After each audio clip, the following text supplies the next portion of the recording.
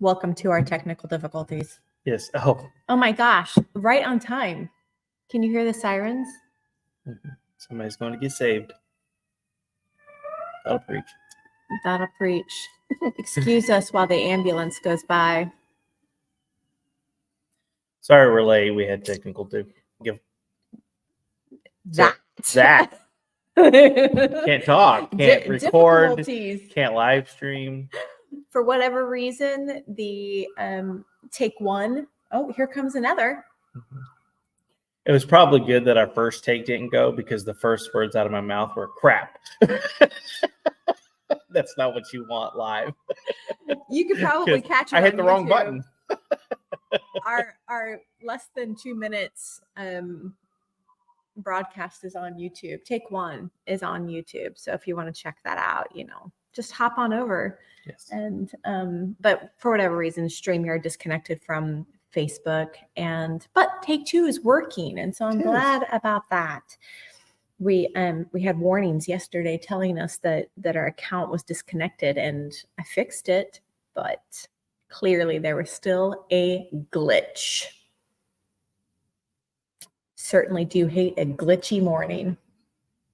It's been a good morning. Yeah. Got up way too early. You did get up early. Yeah. I read my clock wrong. I'm usually up by myself for at least an hour and a half. Sometimes 2 hours. Yes. How are you guys? I'm good. How are you? You're good? Yeah. I was talking to our friends. I know. But they can't respond. They can actually. Hi, Lisa. Lisa's the only person that has named herself. Who else is on here? Talk to us. 4 stars on the screen.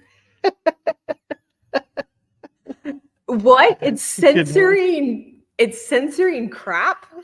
That's hilarious. I've been censored. We must have our kid. What do you call that?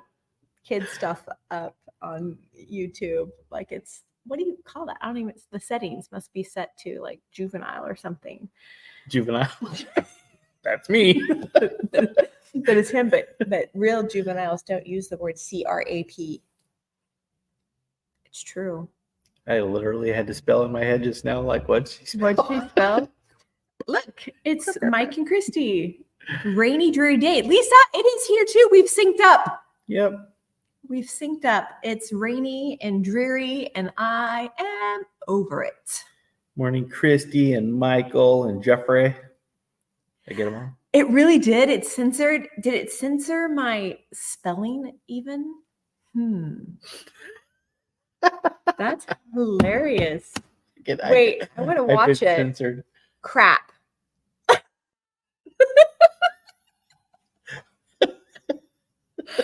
Hold on, pause. Oh my gosh. That's awesome. Wow, that's interesting. Try another big word. No, I will not.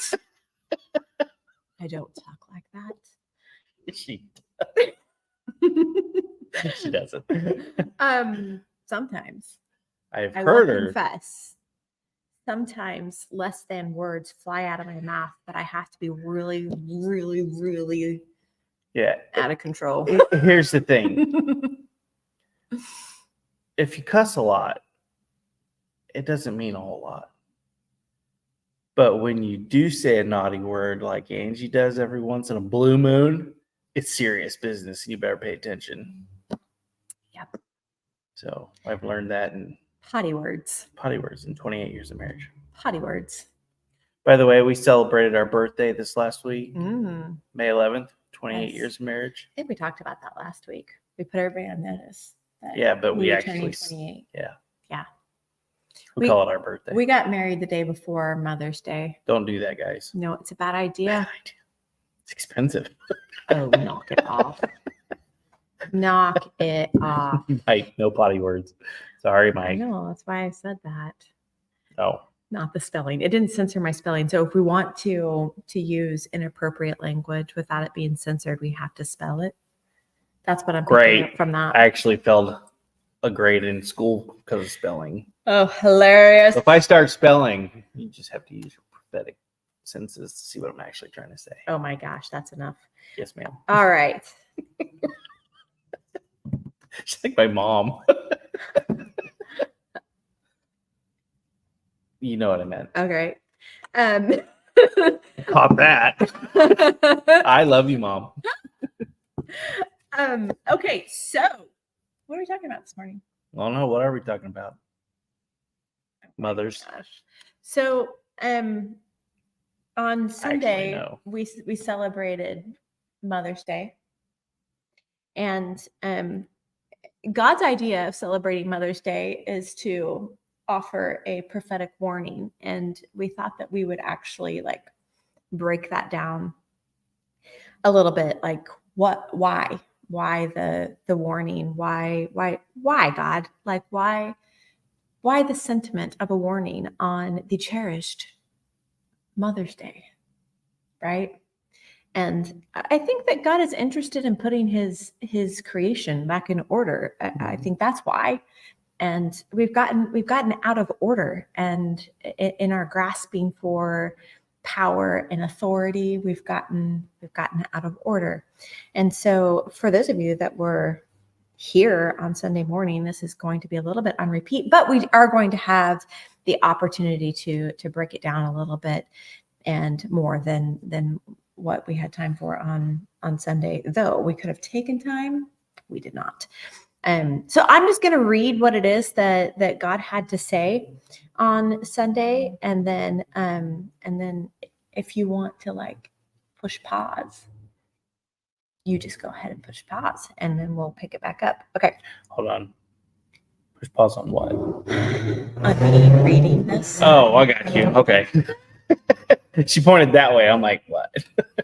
Is that real? Yes. I was confused. I'm sorry. I had a thought going through my head, and I was watching somebody out the window. Did you guys hear the motorcycle just go by? It's really loud in this building during the day. Not on Sundays, though, because on Sundays, Junction City is pretty quiet, but we have like one of the main thoroughfares right out front. We have new It's neighbors. loud. Oh, we do have new neighbors. We're getting really I was distracted. worried about our sound system, being too loud. And then I just figured, they're going to get saved because we're so loud on Sundays, or really mad at us, one or the other. Hey, well, the truth is that their music is really loud as well. And so not in the spirit of competition, but it just felt like permission. We'll win. Just felt like permission is all. Bless the neighbors, even though they stole our property. They really didn't. Okay, let's get back to it. This is what it says. Beware of the spirit of the age that influences the way of femininity. I have not authored voices of ridicule, cynicism, and hate, nor have I lent permission for control through emotional procurement. That's a fun word.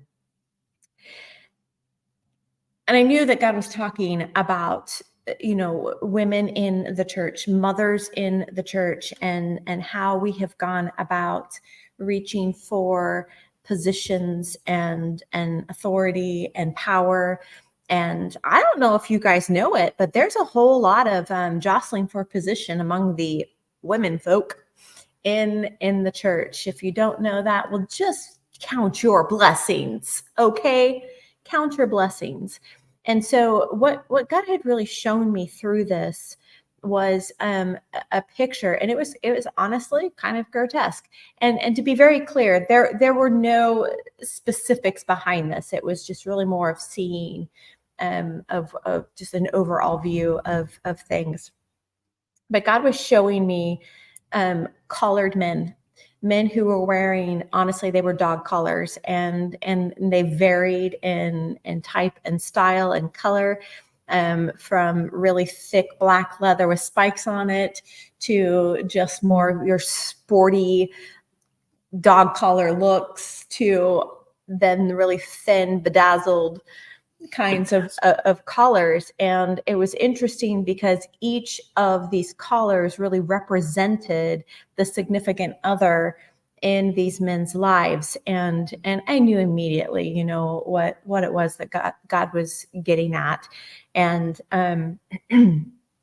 it was a grotesque kind of picture. It was I could sense the evil on it, and could see how it is that we've gotten to the point that we've gotten to, because we've bought into the lie that we have to really fight for position in the church as women, as mothers. Hello, I'm assuming Rebecca and Robin. And Robin, hello. So let me just continue to read on, and then we can talk about it. And then God said, you know, let me tell you a little bit about the great mothers that I've known and loved. And so he starts breaking down different people, different women from the Bible. And this is what he says: Deborah did not dominate her way into position. She sat at the gates as a judge over Israel because I hand selected her, and she rose up within her call.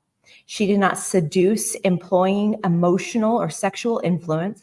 She commanded a nation, leading them to excellence, not once usurping or diminishing a man. Oh, yes, Rebecca and Heather. Love you guys. So, and I, you know, you hear all kinds. Deborah is so abused. Like, her name is so abused. It is used in different ways to attempt to prove some kind of point, and depending on what side you're on. And you know, my least favorite is that, you know, God had to raise up Deborah because there was no man who was willing to do the Lord's bidding.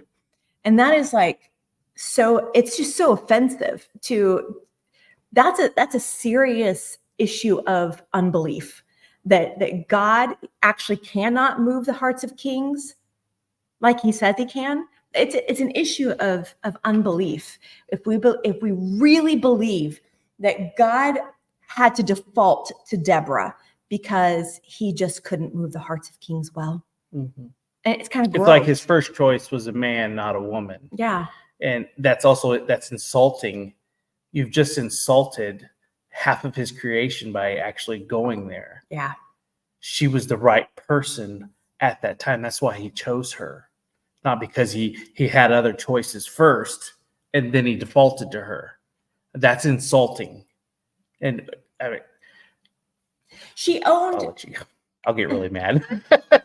Deborah owned her portion, yep. Right? She saw what it was that God was asking of her, and she owned her portion. And it's such a fun story because within it, you see the empowerment of Deborah, you see the empowerment of the men in the story, and you see the empowerment of another woman. Can you believe that? Wild. I could actually go on about JL and listen, this woman, she takes matters into her own hands. She's not a damsel in distress laying in her own bed, asking a man to fetch her milk so that she could, you know, lull this guy into sleep. She takes matters into her own hand, and there's space for that. There was space for that. So we have two women who have found a way to be powerful at the same time. It's a wild thing. It is. I don't mean to be snarky. Yeah, you do. Okay.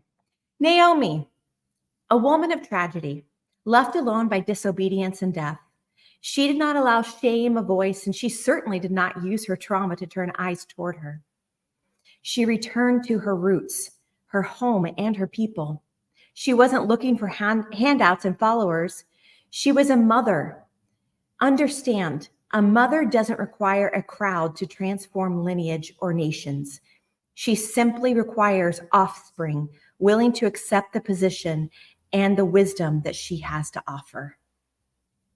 Listen, this is God offering us wisdom here. I'm going to read that last bit again. She did not allow shame a voice, and she certainly did not use her trauma to turn eyes towards her. She returned to her roots, her home, and her people.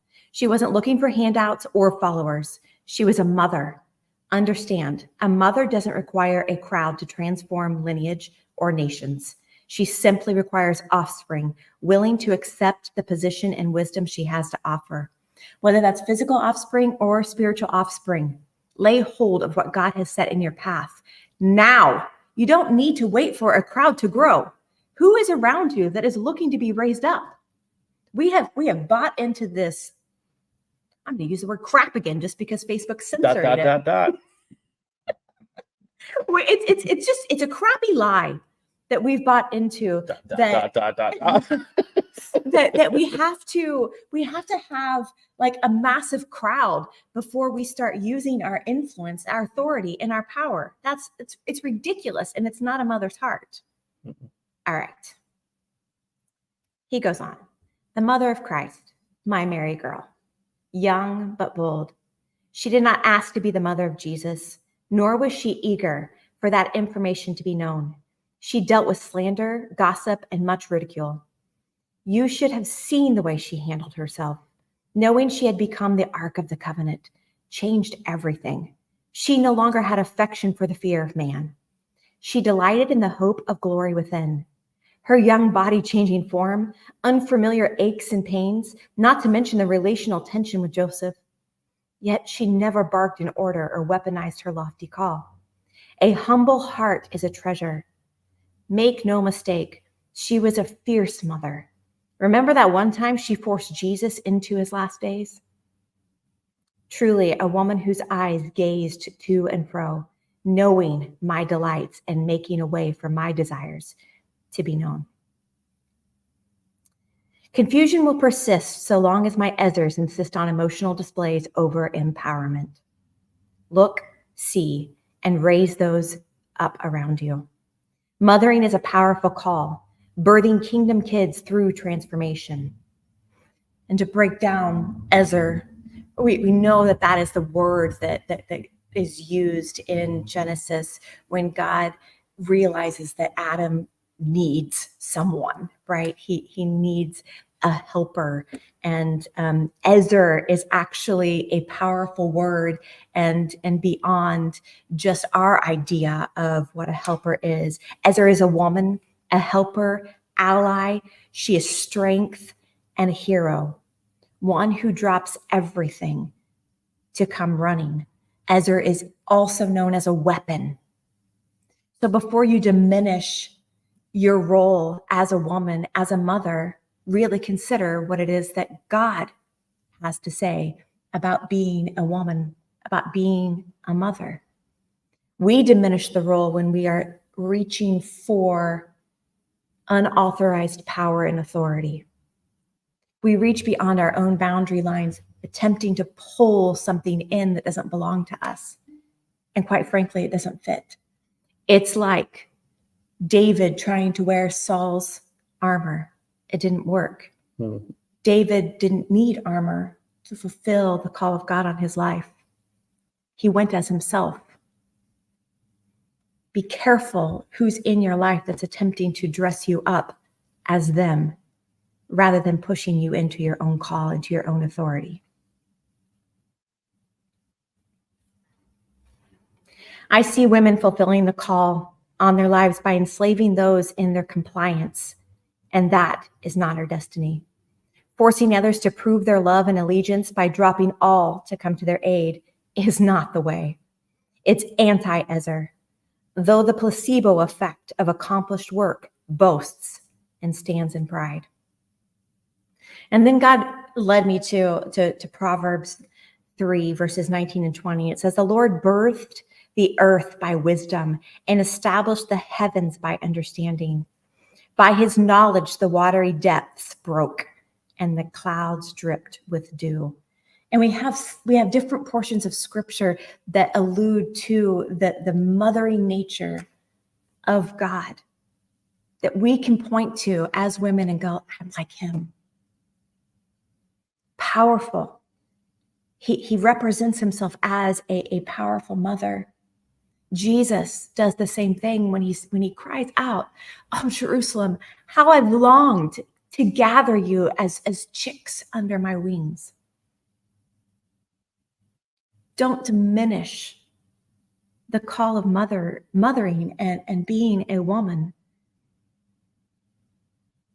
we are powerful in our own right. We need to learn what it means to be a woman, to stand tall and to stand sure in the call of the Lord without attempting to usurp authority, because we need the men in our lives to also be powerful, to be sure, and to stand tall.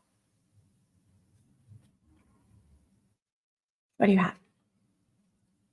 I have a lot, but I'm trying to work it out in my brain, so I'm careful. Women have been crapped on for a long time. That is the word of the day. It is. And we are now, I don't even know the best way to put this, empowering women more, which is great. Here's the thing we're doing. It's like, because we're trying to correct something, we're correcting it so far to the other side. We're doing like a 180, like we're empowering women and building them up and putting men down here, basically to like make up for all the years of wrong, when in reality we're supposed to be here together. We're supposed to be together. And I did this in our ministry. When I knew Angie was supposed to become a pastor and stuff, I stepped back because it was easy for me to get recognized as a man because I had a beard, and apparently this qualifies.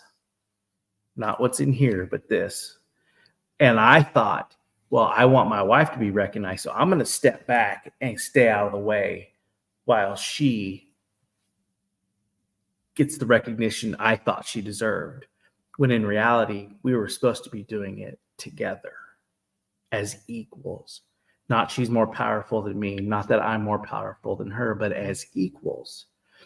But what's going on with society today is we're trying to trash men to build women up, and that's just wrong. Mm-hmm. We can't do that. We are supposed to be doing this as a team. God created a male and a female for hundreds of thousands of years, half of God's creation wasn't allowed to do their business because men were saying, no, we're an authority. And now in today's day and age, the other half has come up, and now the other half of men has gone down. And instead of just becoming one together, we keep doing this. Mm-hmm. And we have to be this way. And I'm going to talk to the men. We've got to stop using the Bible as a weapon against women, because that's not fair either. You take certain scriptures and you weaponize it against them. And I want to tell you a story about a woman in the Bible named Mary Magdalene. All right. We always like to use the verses of Paul saying, a woman needs to be quiet, needs to stay home. Okay. But I want to go back to Jesus, who Paul served. When Jesus was raised from the dead, who was the first person he sent to tell his disciples that he had risen? Who was the first missionary? It was Mary. She was at the tomb looking for her Lord, and he showed up and said, hey, go tell my boys that I have risen. It was a woman he sent. Now, you can try to weaponize what Paul said later on, and if you use your brains a little bit, you can pretty much see what he's doing here. He's not telling women to step back and never do anything. It was what was going on in that town at that particular moment.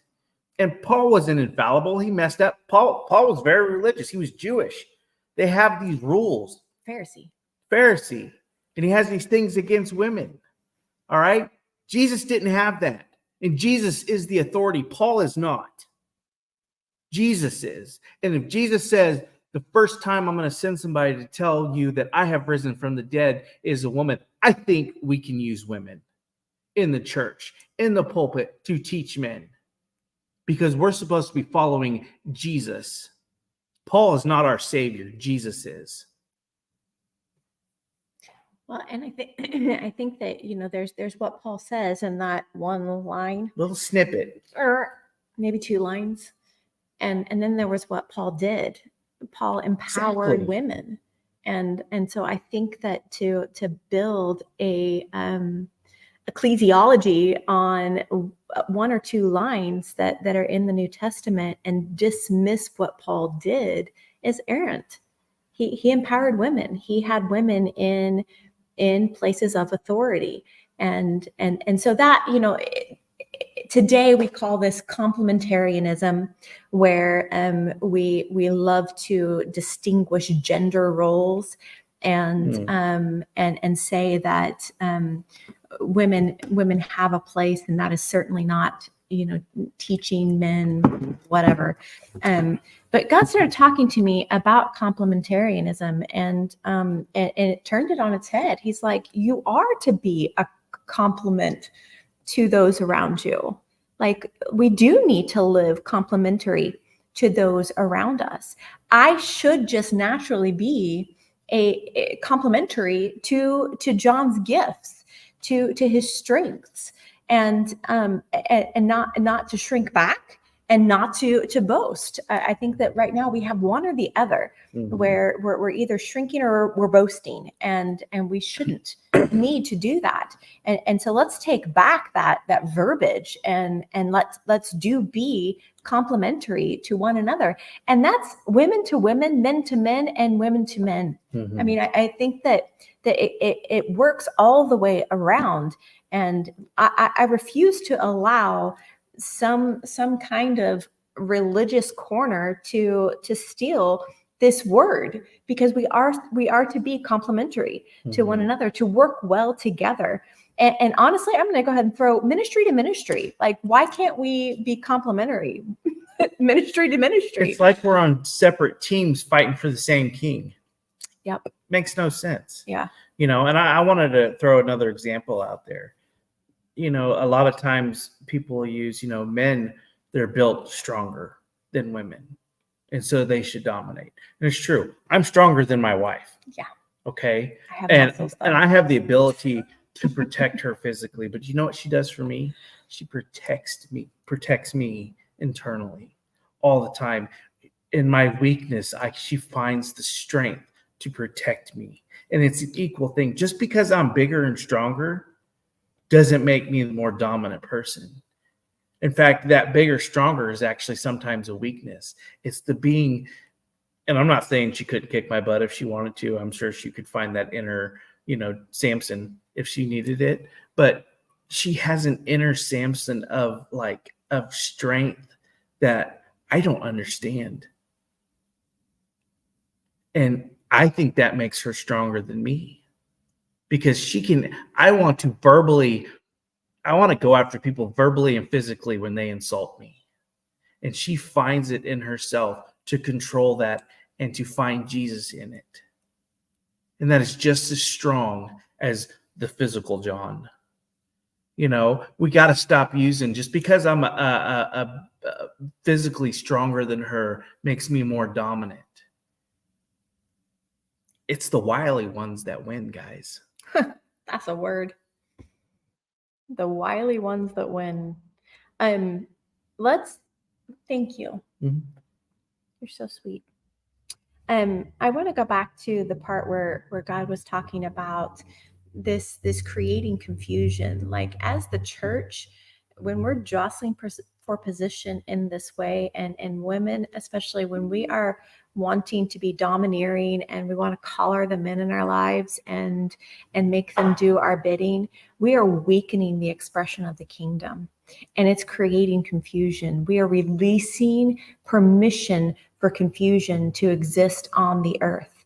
And this is so errant. It's illegal. This is illegal activity, illegal spiritual activity. We are giving permission to and empowering dark forces to go and eliminate our offspring.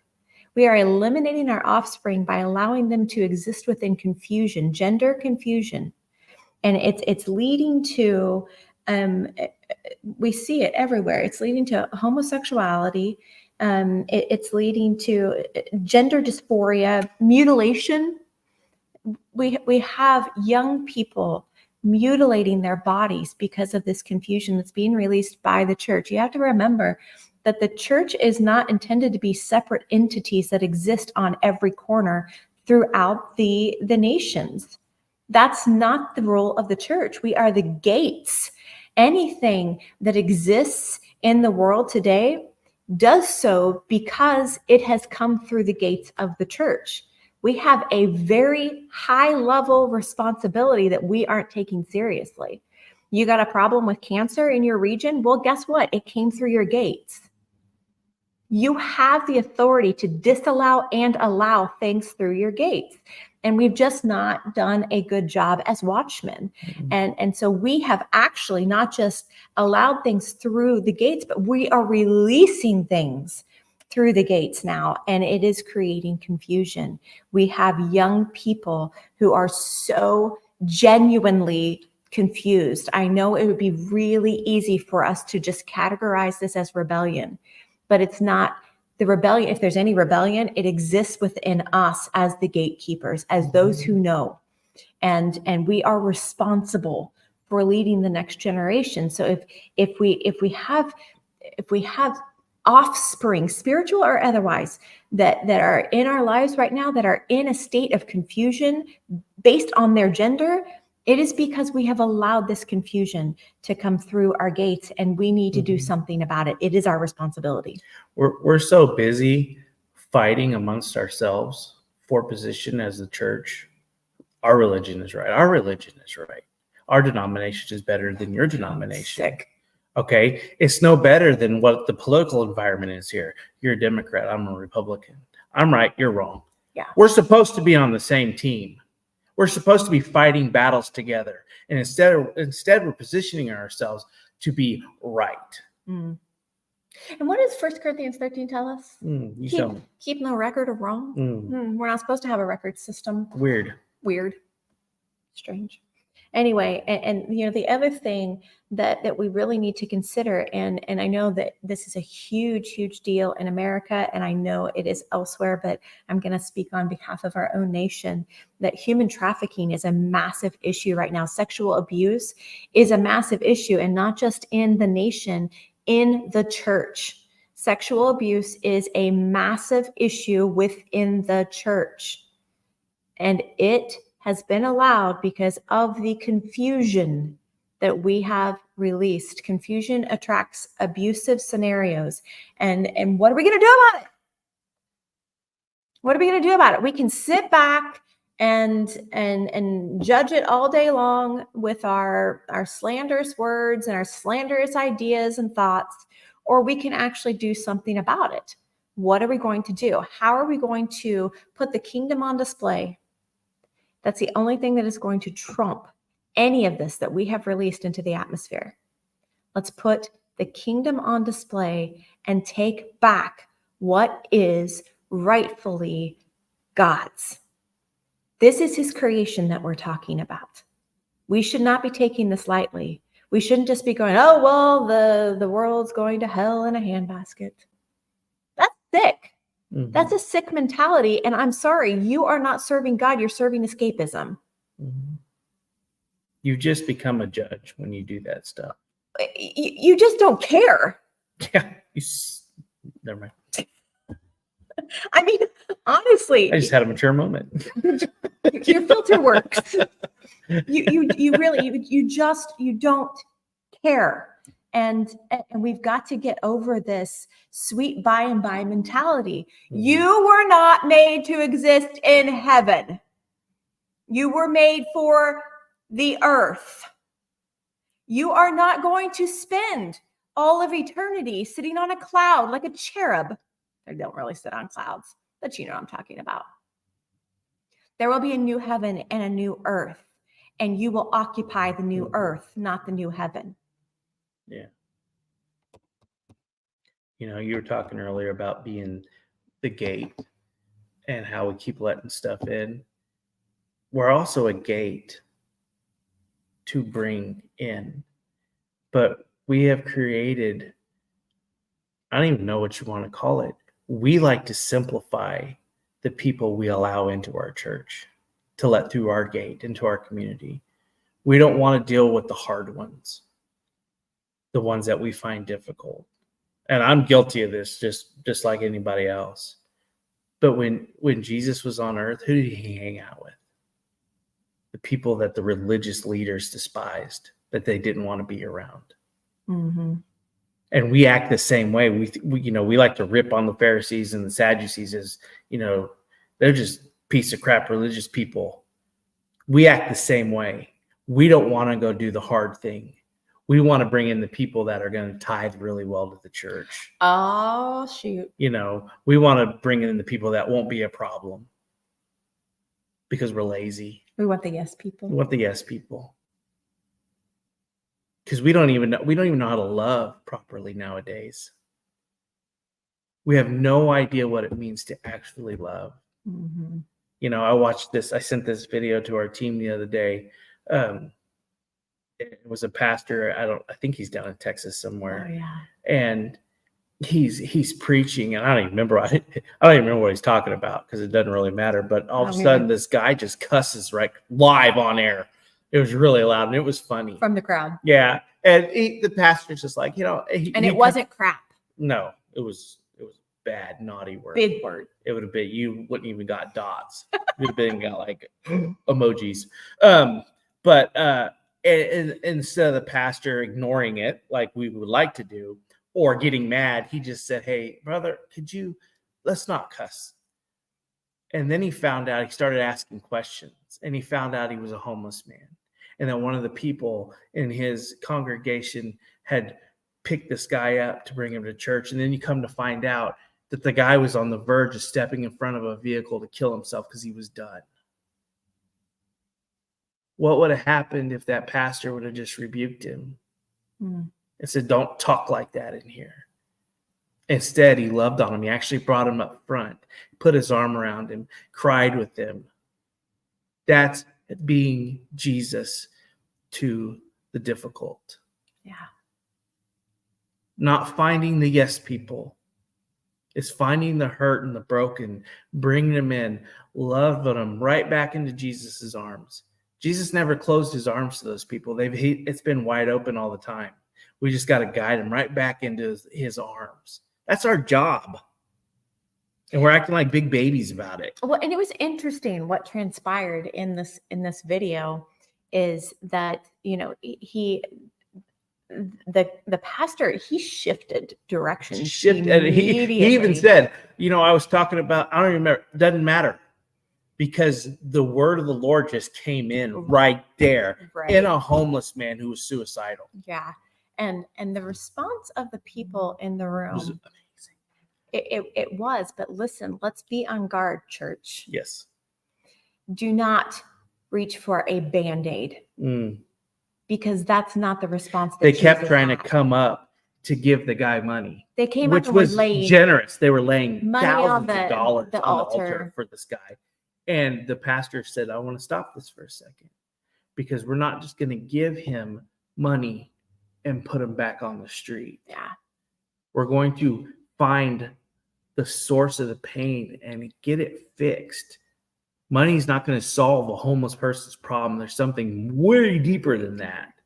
And he was so wise in how he handled that. And it was beautiful watching the people want to be part of healing this guy. But a part of being the church, part of church leadership, guys, is to be the shepherd of your flock and send the flock in the right direction. Yeah. It was beautiful. It was. I got mad at you because you made me cry. It really was. It was a beautiful, just a beautiful video.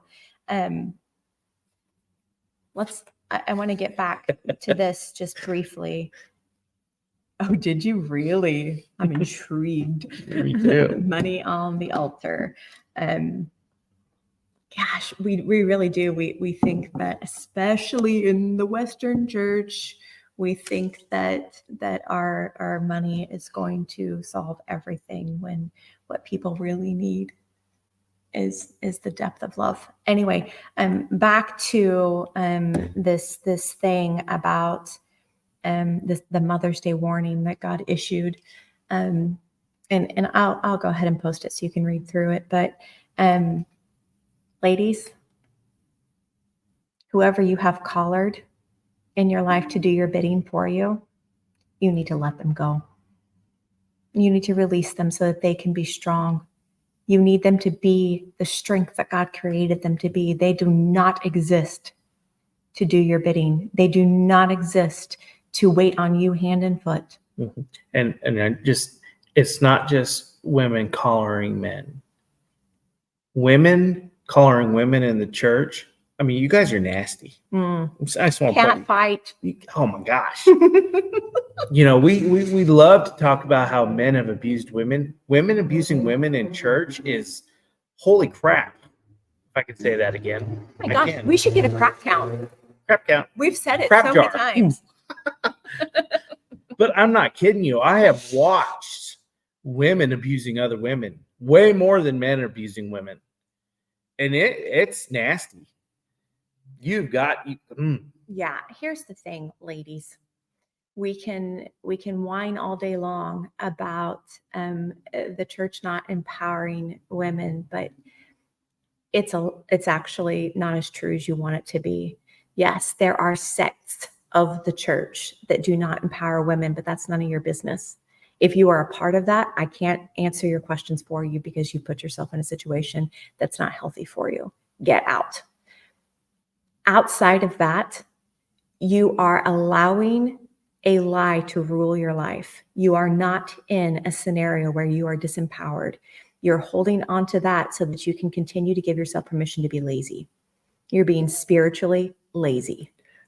I need a hanky. You have a word over your life that is yours to steward, not the man in your life to make happen. It's not his job. It is yours to steward well. Stand within the promise that God has given you and steward it well. Do not look for reasons why it's not happening. Steward it well. If opposition arises, steward your word well. The opposition will strengthen you.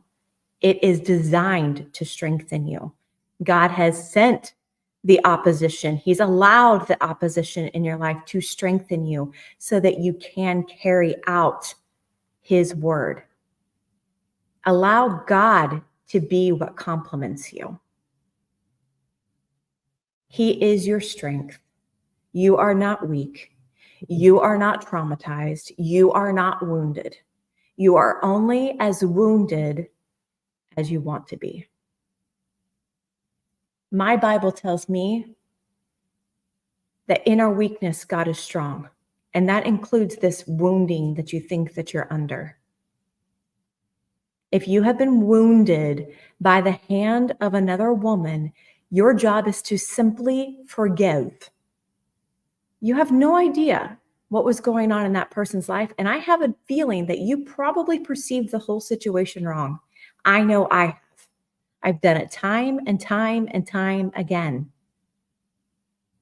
You've got to move beyond your trauma. Yeah. The thing is we've become comfortable with trauma. And it's sick. It is sick. And instead of being healed because of that comfort level we have found in it, we keep trying to find more trauma. And then we turn stuff that's not trauma into trauma because that's our comfort zone. And I hate using, that's demonic. That's gross. Here's the deal. The more trauma and the more wounds that we collect, the more we are altering our physiological makeup. If you are a wound and trauma collector, you need deliverance. Mm-hmm. There's something inside of you that is longing for the next wound, the next lashing at the hands of the people around you. I've been around people that when stuff's going good, I can literally watch them go out and try to find a issue that they can be part of because that's their comfort zone. Well, I mean, I don't even, what is that? I hate drama. I just do. I don't like confrontation. I'm not afraid of confrontation, but it's when you thrive for it, when people get up there and tell you, I'm so good with confrontation, I'm sorry. I feel sorry for you to be feeling good about you being comfortable with confrontation. That means you're out there looking for it.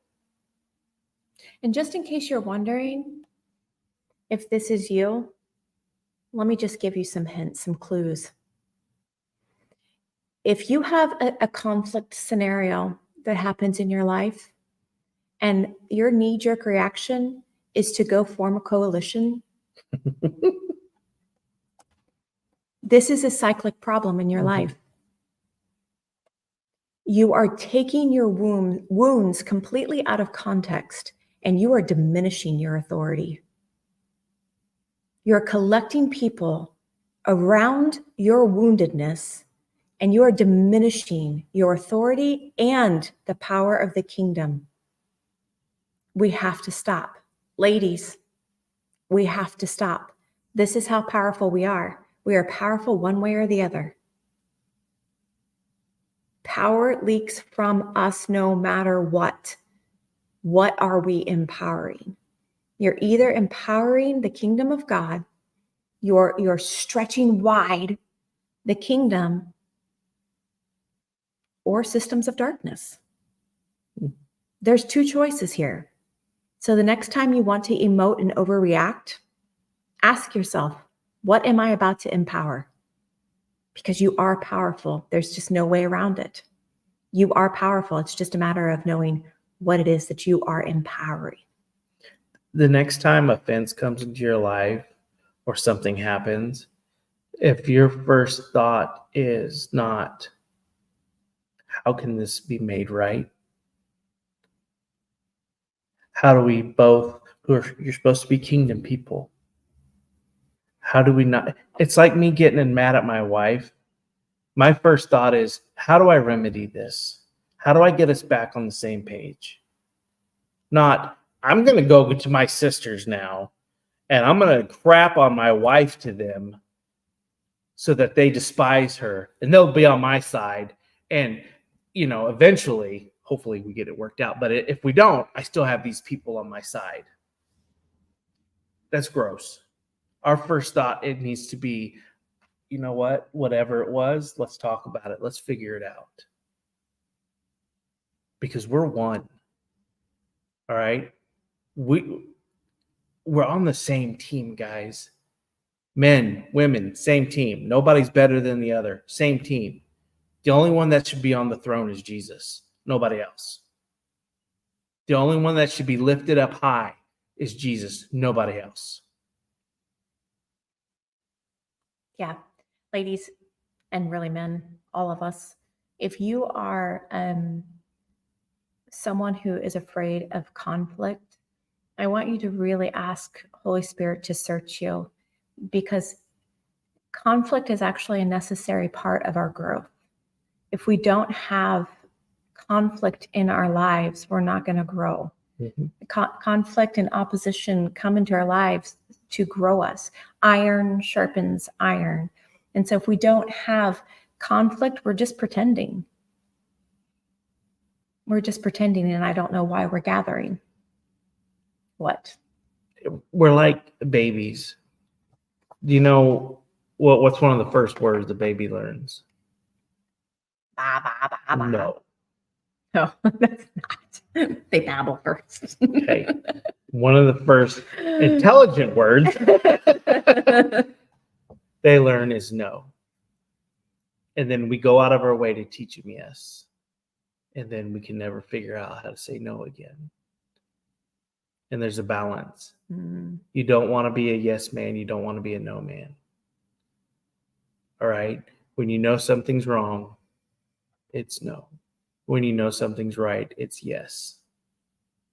We can't be yes mans. We can't be no mans. Pastors love having yes men around them. Yes women. They build their ministry that way. Mm-hmm.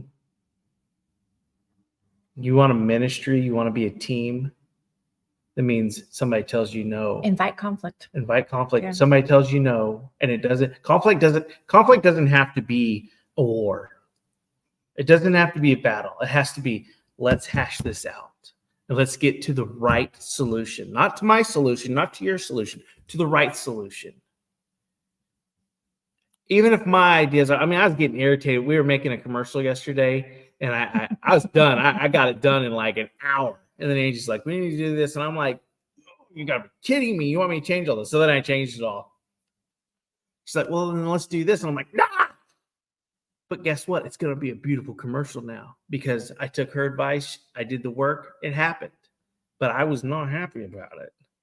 But it was the right. I was filled the whole room with agitation. She knew it. My emotions are right there. But she could have just said, yes, that's fine. And it would have been crappy. But she was good enough to tell me, no, we need to do this because this will make it better. And even though I threw a fit like that little baby wants to say no all the time, I did it because I knew it was the right thing to do. We're not going to be perfect. I'm not perfect at always saying yes or no when I need to say yes or no. All right? Or when there's conflict. But you know what? Guys, pull up your bootstraps a little bit. Act like men. And that doesn't mean you're not domineering. When I say act like a man, you will realize this person next to me, my wife, is just as important as me. Because she knows I'm just as important as her. Because we're a team. And no is okay and yes is okay. Not one or the other. Well said. Thanks. You're kind of cute. Oh I'm just checking you out. He used to just flirt in the comments. And now it's live. Christopher, no. Hello, what a Anne baby Marie and Rachel and who else? We already said hi to everybody else. Did we? Yes. We should tell the people about the conference. Oh, Vicky, hi. Rachel, hi. Did I ever see this? Okay. I said hi. Okay, go ahead. You tell them. Our conference? Yes. Okay. We have a conference in July. You should come. Actually, we don't even have that much. I don't know. How much room do we have left? We have about, I think, 10 to 12 seats left. Okay. 10 to 12 seats left. We'll take the highest bidders for them. Highest bidders. Highest bidders. It's a free conference. It's a free conference. But when it gets down to the nitty gritty, put your money on the altar.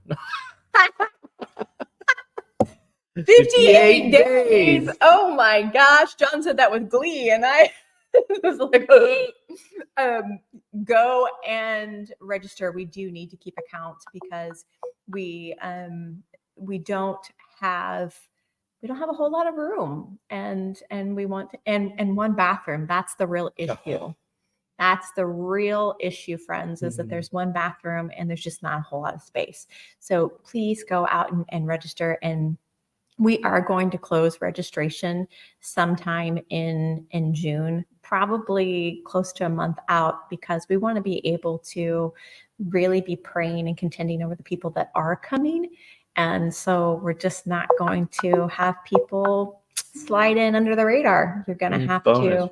Your thing is I know. It's the Invictus crew communicating, and it's what's going on? It's all showing up on my laptop. Sorry, I didn't silence my notifications.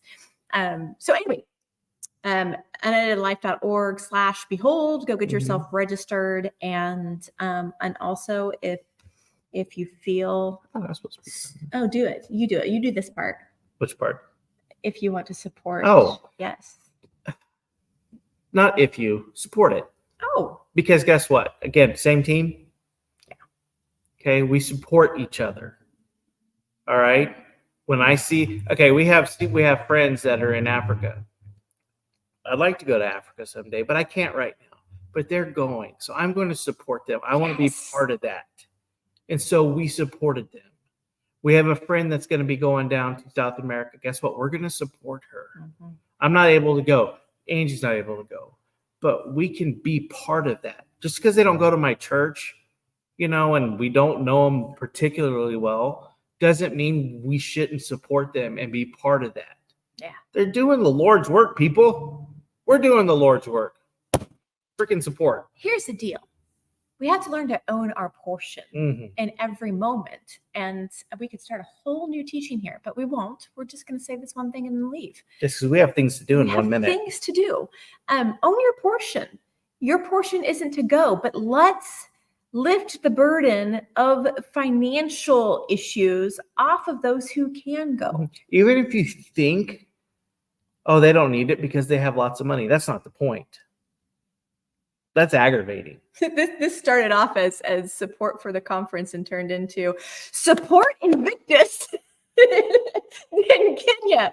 Go out and do it. You just need to go out to invictuspropheticglobal.com and click on the give button. Support what it is that they're doing. They're doing extraordinary stuff, guys. They are. Be part of it. Make your mark. All right. All right, you're done. All right. See you later. All right. Love you guys. Bye. Bye. Oh, I have to do something. Hey, guess what? We have a new, what's it called? An outro video? Oh, we do. You want to see it? It's under brand. Oh, brand. Yeah. I'm good at this. Okay. Prepare yourselves. 40 seconds of awesomeness created by Angie Peters. Here it is.